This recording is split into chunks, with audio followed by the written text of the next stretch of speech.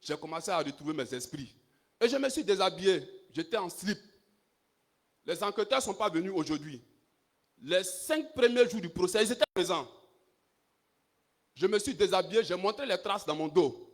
J'ai montré le sang sur mes cuisses. J'ai dit, voici ce que j'ai vécu. Consignez ça dans vos PV. Et permettez-moi d'avoir accès à un médecin. Quand l'avocat m'a assisté, il a pris la parole une seule fois. Il a dit, je veux que mon client ait accès à un médecin. Vous voyez, à côté du fait qu'on soit magistrat, on donne des cours. Moi, j'interviens dans un seul établissement au Burkina Faso ici. Je ne vais pas donner le nom de l'établissement. Les seuls cours que je donne depuis 4 ans, 5 ans, c'est procédure pénale, c'est droit pénal général et c'est droit pénal spécial. Aujourd'hui, moi, je suis dans une procédure où mes droits élémentaires ne sont pas respectés. Quand l'avocat a demandé qu'on puisse au moins m'ausculter pour voir ce qui va ou ce qui ne va pas, on lui a dit de faire un manuscrit. Il a fait le manuscrit, on n'a pas discuté, nous sommes arrivés à l'étape du parquet. Quand on a demandé encore à l'avocat s'il avait un mot à dire, le seul mot qu'il a dit c'était ça. C'est avec dédain, je dis bien, je pèse mes mots, c'est avec dédain que le parquet a répondu. Les collègues ont dit, arrivés à la MACO, ils ont demandé à avoir des médecins. Ils sont là, je leur ai dit, moi je ne vais voir personne. Parce que les seules fois où j'ai demandé à être assisté d'un médecin, on me l'a refusé. Moi je vais vivre ce martyre-là jusqu'à la fin.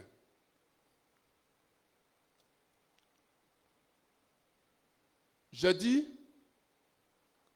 ici que nous avons été déjà jugés et condamnés. C'est la peine seulement qu'on ne connaît pas. Face à l'évolution de ce procès, j'ai envie de nuancer. Mais aujourd'hui, quelle peine vous allez nous donner? Nous avons été déjà jugés et condamnés. Nous avons perdu notre dignité, notre honneur.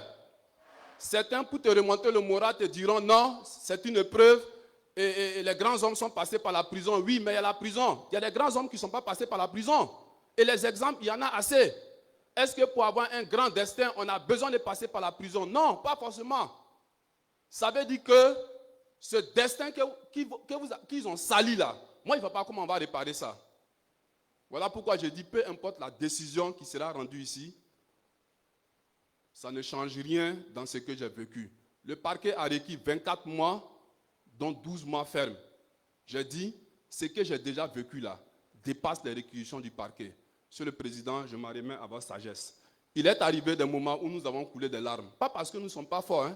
Si vous voulez trouver vos moyens, demandez aux enquêteurs qui m'ont battu. Ils vont vous dire pendant combien d'heures j'ai résisté. Et je vous le dis, j'ai cessé de résister quand on m'a déshabillé. Je me suis senti humilié. J'ai dit à cet instant, je ne résiste plus à rien. Parce que je trouve qu'un Burkinabé qui torture un Burkinabé jusqu'à le déshabiller, je trouve quand même qu'on allait trop loin. Ce que vous voulez, il n'y a pas de problème. Et lorsque les avocats, dans les échanges, reviennent sur ces questions-là, on coule les larmes, c'est naturel, parce qu'on pense à ce que nous avons vécu et personne ne pourra réparer cela. Je termine en disant que dans votre procédure, je ne sais pas s'il y a des scellés. Je ne devrais même pas poser cette question-là, parce qu'on ne peut pas poursuivre des magistrats, des avocats et des douaniers, et puis on va venir demander s'il y a des scellés dans le dossier. C'est le minimum qu'on puisse faire, mais quand même, je fais ma demande. S'il y a des scellés dans ce dossier-là, moi particulièrement, j'ai mes 2 téléphones, et je tiens à les avoir. Dans ces téléphones-là, il y a mes souvenirs, il y a mes contacts, il y a ma vie dans ces téléphones-là. Je sais que beaucoup de personnes, à travers cette procédure-là, ont eu accès à ma vie privée. Je ne peux pas empêcher ça. Je ne peux rien empêcher. Mais tout ce que je demande, permettez-moi de retrouver mes souvenirs en me restituant mes 2 téléphones. Quand on m'a interpellé, j'avais dans mon portefeuille la somme de 86 000, je crois. Restituez-moi cette somme-là, s'il vous plaît. Mes comptes ont été gelés. Quand vous avez vu l'historique de mes comptes, j'ai 3 comptes bancaires, domiciliés dans la même banque. Vous allez voir sur un des comptes, le montant est très élevé. C'est un prêt que j'ai contracté en 2025. Janvier 2025, c'était un gros prêt pour des besoins personnels que je ne vais pas dire ici. Ce compte-là a été gelé. Ensuite, mon compte d'épargne a été également gelé. Je vous dis, je vis comment? Je vis comment? C'est une mesure conservatoire. La procédure avance. Si vous n'allez pas faire un dégel total, permettez-nous d'accéder au moins. On disparaît dans la nature pendant 2 mois, 3 mois. Nos familles ont accès à nous. On ne peut même pas nourrir nos familles. Je trouve quand même que c'est un peu trop. Nous avons géré des procédures. Moi, j'ai fait toutes les fonctions. J'ai été juge d'instruction, j'ai été juge, j'ai été parquetier. Je suis actuellement dans l'ordre administratif. J'ai fait toutes les fonctions. On n'a jamais fait du tort à quelqu'un. Dites le droit, je vous remercie. Le prévenu Sommet Alban Balonoé.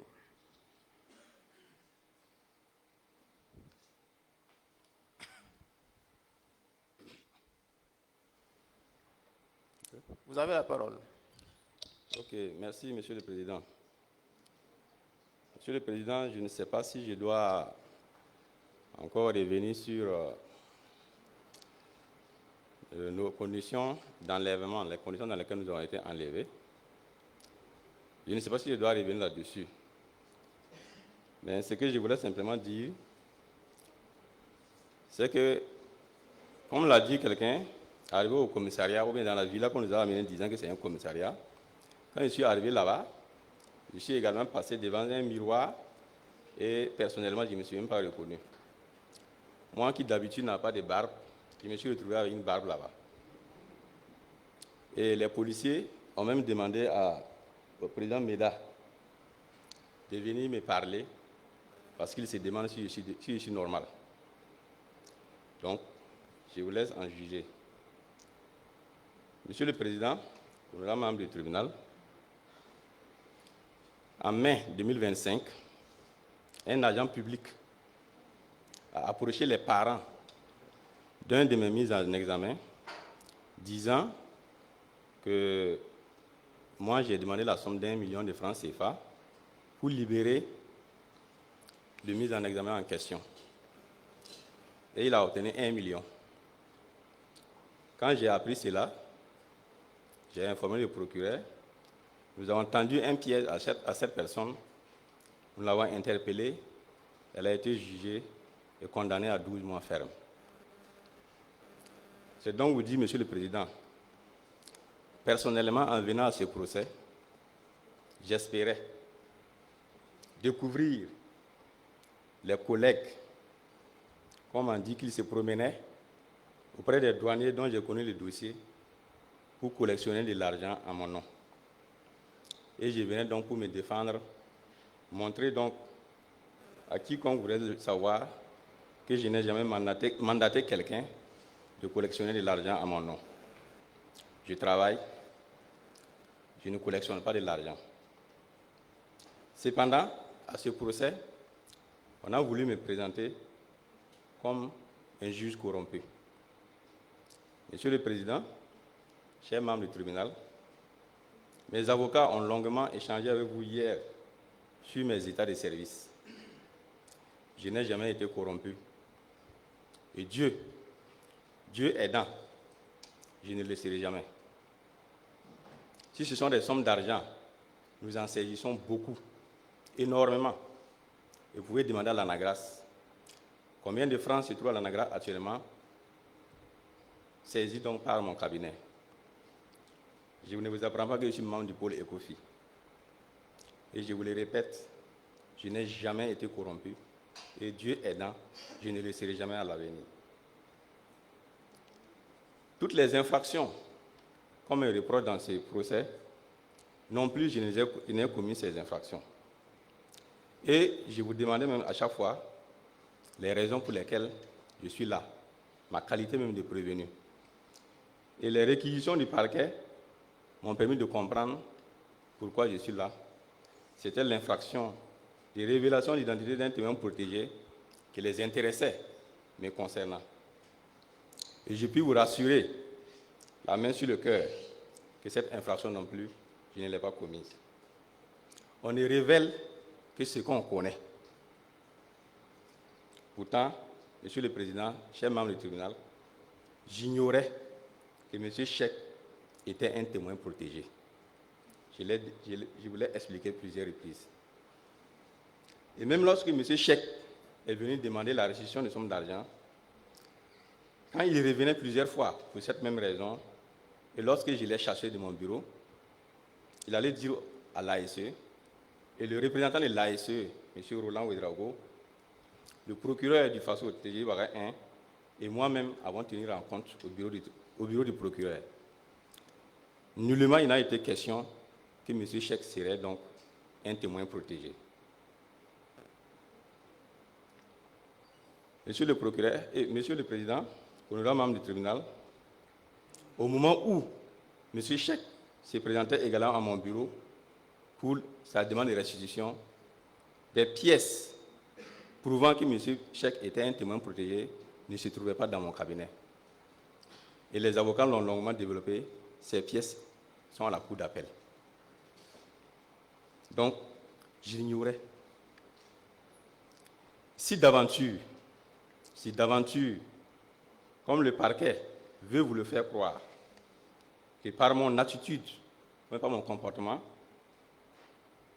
cela a favorisé peut-être la connaissance de la qualité de M. Cheikh à qui que ce soit. Je dis bien si d'aventure, veuillez relever l'absence d'une quelconque intention coupable. Alors que les infractions, il faut l'intention coupable. Je ne le savais pas, je ne le sais pas. Le parquet a tout fait tous les pieds et les mains, même envoyé des conversations pour essayer de prouver, mais je ne le savais pas. Aucune pièce, je n'ai lu aucune pièce de mon dossier qui me permet de dire que M. Ouedraogo Cheikh serait un témoin protégé. Je ne le savais pas. Je ne peux pas mentir et dire que je le sais. Je voudrais également que vous notez que je n'ai jamais été en contact avec M. Arnaud Sampébré, comme aussi on a essayé de le faire croire.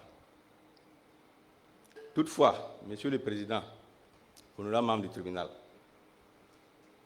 peut-être sur le plan éthique, je peux, comme l'a dit un de mes conseils hier, me reprocher quelque chose. En effet, après le traitement d'un dossier, je me suis familiarisé à l'une des parties, ce qui peut jeter un discrédit sur la décision qui a été rendue. Et je l'explique en termes simples, pour que, comme on dit que le procès est aussi pédagogique, pour que n'importe qui puisse comprendre. Si après avoir rendu une décision entre deux parties, on voit le juge qui a rendu la décision souper avec une des parties, l'autre partie est en droit de penser beaucoup de choses. Et les avocats qui sont ici présents, si les avocats même vous voient avec une des parties, après une décision, ces avocats sont en droit de penser peut-être qu'il y a eu des manigances. Et c'est pourquoi je comprends donc cette question. Je comprends pourquoi les gens peuvent penser cela. Mais je peux vous rassurer, je n'ai nullement été corrompu. Et cette décision que j'ai prise, que ce soit aujourd'hui, demain, le même dossier, dans les mêmes conditions, avec les pièces que j'ai enlevées dans le dossier, je rendrai la même décision. Et le dossier est là, les pièces sont là. On peut prendre ce dossier, il y a beaucoup de juges d'instruction qui sont très compétents au Burkina Faso. On peut prendre ce dossier, les confier pour qu'ils puissent étudier et pouvoir. Et il y a un service qui est l'inspection générale des services judiciaires qui peut même faire ce travail. Donc, pour peut-être s'être familiarisé avec une partie, pour ça, je demande pardon aux avocats, aux autres parties et à tous les peuples du Burkina Faso. Aux autorités également qui nous regardent, je les demande pardon pour ça, pour cette familiarisation. Et que cela aussi serve d'exemple à tous les jeunes collègues. Parce que je sais que c'est par rapport à ça que je suis ici, pour une familiarisation avec une mise en examen, et non pour avoir commis une infraction. Alors, chers membres du tribunal, Monsieur le Président, je voudrais également vous féliciter donc pour la conduite du procès et vous dire, vous rassurer que je n'ai commis aucune infraction de tout ce qui me sont reprochés. Je voudrais également vous demander donc la restitution de mon téléphone portable, de mes chaussures, et aussi vous demander donc de débloquer mon compte bancaire. Comme l'a rappelé le président Antoine Kabouré, le compte bancaire, ce sont nos comptes sur lesquels on vit nos salaires. Le salaire a un caractère alimentaire. La saisie même, elle est déjà illégale. Et quand on saisit, Tous les jours, nous saisissons des comptes bancaires. Et quand il s'agit de salaire, il y a une quotité cessible. On doit saisir une partie pour permettre à la famille de vivre une autre partie. Mais ici, depuis plusieurs mois, on saisit tout sans se demander comment est-ce que nos familles se débrouillent. Monsieur le Président, c'est tout ce que j'avais à dire comme dernier mot. Je vous remercie. Nous allons acte de vos derniers mots de défense. Vous pouvez aller vous rasseoir. M. Traoré Seydou.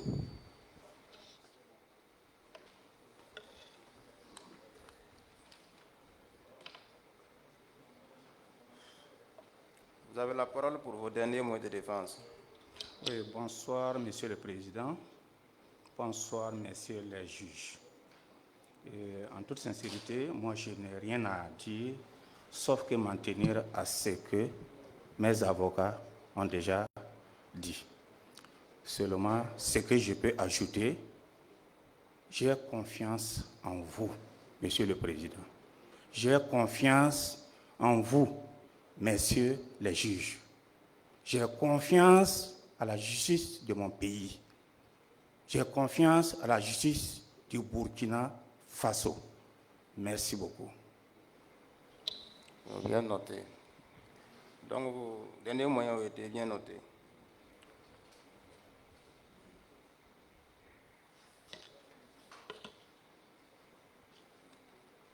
Monsieur Yamogo Oumarou.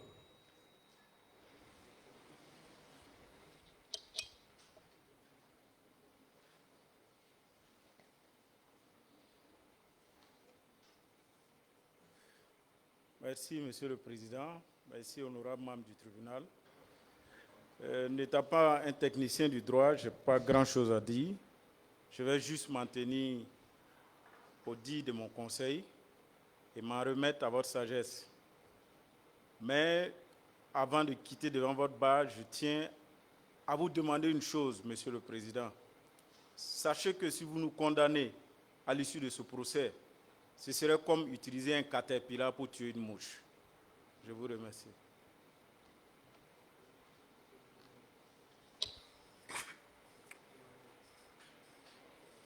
Yamogo Wenisongora Zonas.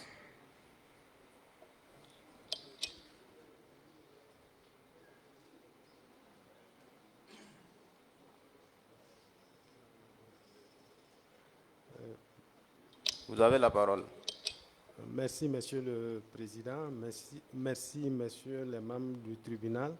Je n'ai pas grand-chose à dire parce que tous mes avis ont été pris en compte par mes conseils, sauf si ce n'est vous demander la restitution de mes objets qui ont été saisis lors de mon enlèvement. Il s'agit de 2 téléphones portables et 2 ordinateurs portables. Merci bien. Merci, vous pouvez vous retirer.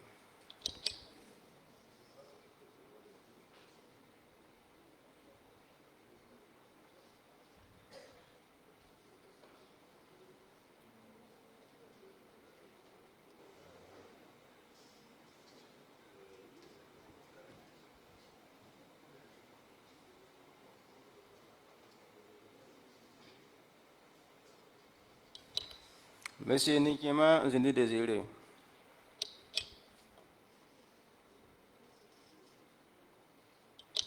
Vous avez la parole pour vos derniers mots de défense. Merci, Monsieur le Président.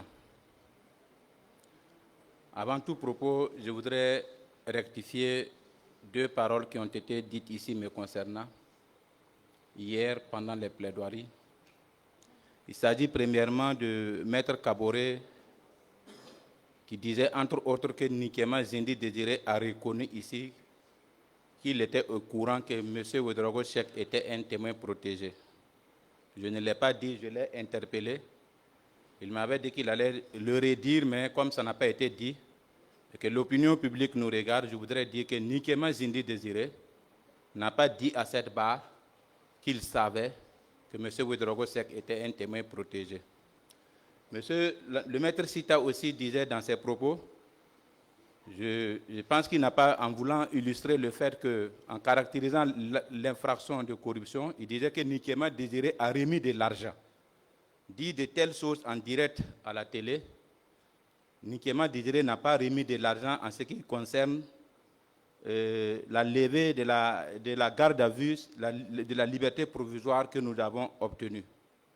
En ce sens, c'est ce que je disais, j'ai tenté d'expliquer que si c'est parce que le juge Tendrebego Alidou est mon parent, j'ai souligné ici une fois que, hormis sa visite accidentelle à la Mako quand il est venu pour voir mon chef Yamego, M. Yamego a dit que M. Tendrebego est venu plus de 4 fois le voir, mais en tant que parent de Tendrebego Alidou, je n'ai jamais reçu un parloir où je suis sorti trouver que c'est Tendrebego Alidou qui est venu me voir.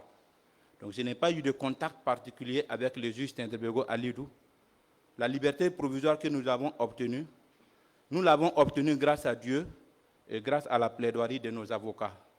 Ceci étant, Monsieur le Président, l'agent public qui se tient devant vous a 24 ans de service aujourd'hui. Monsieur le Président, au Burkina Faso, l'intégrité est citée, mais pour la vivre, c'est tellement difficile. J'ai décidé, étant orphelin, de m'accrocher à la réglementation et de travailler dans la réglementation. Mais ce n'est pas facile. C'est ce qui m'a valu, durant tout ce temps, depuis 2014 à nos jours, j'ai reçu 12 décisions d'affectation, Monsieur le Président. Et toutes les fois, c'est parce que j'ai mis la main sur une marchandise, c'est parce que je suis cité dans tel ou tel dossier que j'ai été affecté. Vous allez voir, il y a eu des communiqués même qui ont été faits me concernant dans la ville de Ouagadougou, parce qu'on m'avait affecté et j'ai décidé que l'affectation, il y avait abus d'autorité. J'ai tenté d'expliquer, il y a eu des communiqués qui m'ont contraint de rejoindre le service où j'étais affecté. Monsieur le Président, Désiré Nikema qui se tient devant vous a payé cher pour cette nation. Le 6 novembre 2019, il était victime d'une attaque terroriste, l'attaque de Bongo, où plusieurs personnes ont perdu la vie. Et même celui qui était assis derrière moi, quand je me suis tourné le regarder, j'ai vu qu'il n'était plus en vie. Je me tiens devant vous. Dans mes 2 pieds, il y a des fers. Dans mes clavicules, il y a les fers. J'ai passé 3 mois à l'hôpital Blaise Compaoré. J'ai passé 3 mois en Tunisie. Je me suis soigné. J'ai payé cher. Je suis parti à Bungu en étant en congé. J'ai voulu servir mon pays, le Burkina Faso. Après cet incident malheureux, je continue aujourd'hui de me soigner à mes frais. Vous verrez que l'État burkinabé ne m'a pas soigné. Je suis suivi par des psychologues, par des médecins en Tunisie et à Bruxelles. Monsieur le Président, mon dernier rendez-vous, c'était le 27 novembre 2025, où le médecin à Bruxelles devrait m'examiner pour voir si est-ce que je devrais continuer à prendre mes produits que je prends ou je devrais les changer. Vous remarquerez que pendant ma détention, j'ai plusieurs fois plaidé avec ceux qui m'ont détenu. J'avais tellement mal. Je suis quelqu'un, j'ai passé 21 jours sans dormir dans leurs mains, ils le savent. Je les remercie au passage. Ils ont tout fait. Ils m'ont donné des médicaments de ce qu'ils peuvent, des calmants. Je prenais chaque jour des médicaments qui pouvaient endommager mon foie. Mais en tout cas, je les remercie parce qu'ils ne m'ont pas abandonné à ça. C'est ce qui me donnait l'espoir que j'allais pouvoir vivre un jour. Je les remercie de passage pour cela. Monsieur le Président, je pense que certaines autorités ont été induites en erreur me concernant. Plusieurs fois, mon nom a été cité. Et vous aurez entendu ici, même les 12 décisions d'affectation dont je vous parle, permettez-moi, ce n'est pas pour charger X ou pour charger Y. M. Kadiougo Mathias en est l'auteur principal. Depuis que je suis rentré dans son collimatoire, je n'ai jamais eu la paix. Et le juge Sommet l'a cité. Il dit qu'il est venu le voir une fois pour lui demander de me sanctionner lourdement. Monsieur le Président, je voudrais aujourd'hui vous dire par rapport à ces 2 infractions qu'on me reproche, très honnêtement, pour l'infraction de corruption, je l'ai démontré, j'ai reconnu devant votre bar que j'ai remis 500 000 francs au juge Sommet à l'occasion des fêtes de Pâques et 5 chemises. Le juge Sommet dit que je lui ai remis 500 000 francs au pied de l'échangeur de Ouaga 2000. Et vous vous souviendrez, hier ou avant-hier, dans sa plaidoirie, il dit que c'est dans le mois de septembre. Et un avocat disait ici de prendre en pincette ce que le juge Sommet vous dit parce qu'il trouve qu'il n'est plus dans ses états normaux. Monsieur le juge, monsieur le président, en septembre, Désiré Nikema n'était plus sur le territoire burkinabé. J'ai quitté à Ouagadougou le 30 août. Je suis arrivé à Abidjan le 31 août pour prendre un vol là-bas parce que le vol qui quittait Ouagadougou était déjà rempli. Et le premier matin, j'étais à Bruxelles. Le 2, nous nous sommes reposés. Le 3, nous avons commencé les cours à l'École nationale des douanes belges et dont j'ai passé 12 mois. C'est pour vous dire, vu l'inconstance des déclarations de M. Sommet que je comprends par rapport au circuit, à ce parcours de combattants que nous avons tous traversé, de reprendre cela vraiment au sérieux. Monsieur le Président, par rapport à la révélation de l'identité d'un témoin protégé, Nikema Désiré qui se tient devant votre bar s'est débattu, malheureux lui. Je vous ai dit, M. Ouedraogo Seck, je l'ai amendé en novembre 2020. L'affaire 208 de l'année 2020 pour le compte de l'établissement Koïta et Frères. Quand j'ai pris le véhicule, ils sont venus négocier, ils m'ont menacé, ils sont partis. Le commerçant voulait rentrer en possession de sa marchandise et venir lui-même, M. Koïta. Il a payé l'amende de 2 millions et sa marchandise lui a été restituée. Pourquoi je dis que l'autorité a été induite en erreur?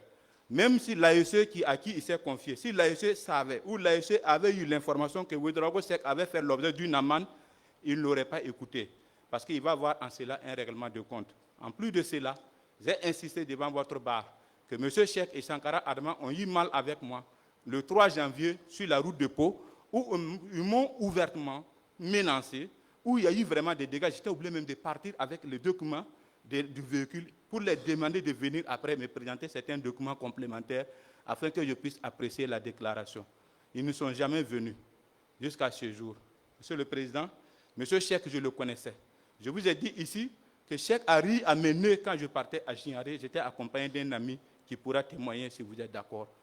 Et puis, quelque chose qui n'a pas été dit, Monsieur le Président, c'est que pendant l'instruction, pendant que nous étions à la division des investigations criminelles, Koudougou et moi, on était en haut. En ce moment, mon collègue Yamoyogo n'était pas encore arrivé. Une bagarre s'est éclatée en bas, entre les dénonciateurs. Nous, on entendait, pourquoi tu m'as dénoncé? Pourquoi tu as mis mon nom? Pourquoi tu as cité mon nom? Ceux qui venaient nous rendre visite nous ont rapporté. Il s'agissait, parce que Ouedraogo Seck, tous les 10 témoins dont on parle là, c'est Ouedraogo Seck qui les a cités. Il a su, Désiré Nikema a amendé un tel, il a amendé un tel, il a amendé un tel. C'est Ouedraogo Seck qui a réuni ces 10 témoins-là, donnés aux enquêteurs.